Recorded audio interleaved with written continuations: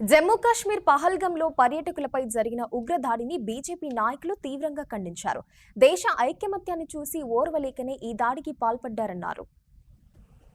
ఉగ్రదాడిని ఖండిస్తూ బుధవారం సాయంత్రం పరకాల పట్టణ బీజేపీ అధ్యక్షుడు గాజుల నిరంజన్ ఆధ్వర్యంలో పరకాల పట్టణంలో ఉగ్రవాదుల దాడికి నిరసనగా ఉగ్రవాదుల దిష్టిబొమ్మ దగ్ధంతో పాటు ఉగ్రదాడిలో మృతి చెందిన వారి ఆత్మకు శాంతి చేకూరాలని నివాళులర్పిస్తూ కొవ్వొత్తుల ర్యాలీ నిర్వహించారు.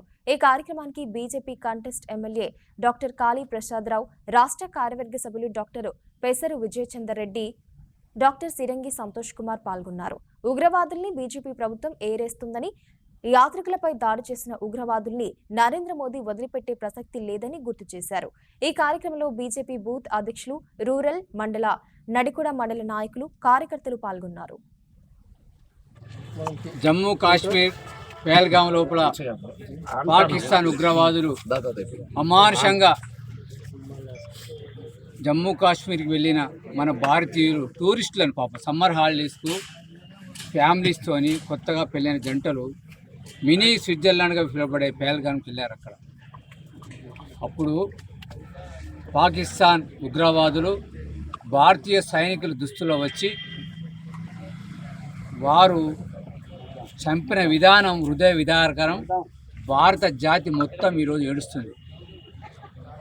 హిందూ మిత్రులారా, ఒక్కరోసారి తెలుసుకోండి, మనం తన్నుకోకండి.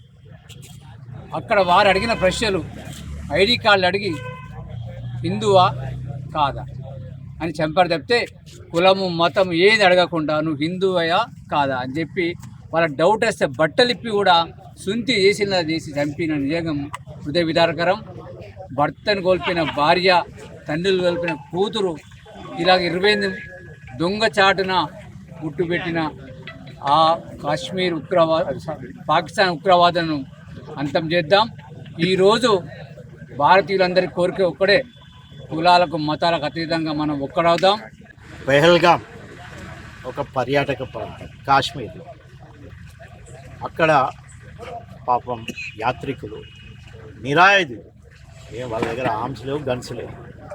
వాళ్ళ మీద వాళ్ళు సంతోషంగా ఒకరు బేల్పూర్ తింటున్నారు, ఒకరు పాపం హానిమూన్కి వచ్చారు.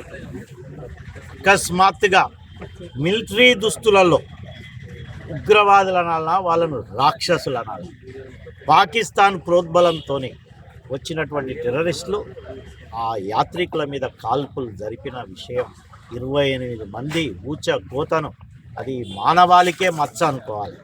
అసలు మానవత్వం పోయిందా అనుకోవాలి. వాళ్ళు అడిగిన ఒకటే ప్రశ్న, నువ్వు హిందువా కాదా అని. హిందూ మేల్స్ అందరినీ, మగవాళ్ళను నిర్దాక్షిణ్యంగా ఎంత బతిలాడినా కూడా, భార్యలు తల్లులు కాళ్ళ మీద పడ్డా కూడా కనికరం చూపించకుండా కాల్పులు జరిపి మరి 29 మందిని బలి తీసుకున్న దాన్ని భారత జాతి ఉట్టిగానే వదిలిపెట్టింది. తస్మాత్ జాగ్రత్త. పాకిస్తాన్ అనుకుంటుంది కావచ్చు ఇంతటితో అయిపోయిందని. కాదు, ఇది మొదలైంది.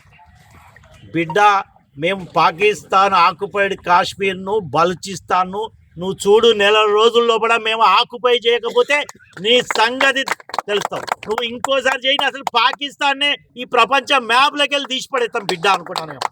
ఇది మామూలు విషయం కాదు. ఇది మేమేమి ఇక్కడ ఉట్టిగా ఉండట్లేదు. ఈ యొక్క చనిపోయిన కుటుంబాలకు కూడా మేము పూర్తి సంఘీభావం ఇక్కడ పరకాల నియోజకవర్గ భారతీయ జనతా పార్టీ తరఫున మేమందరం కూడా సంఘీభావం వ్యక్తం చేస్తున్నాం.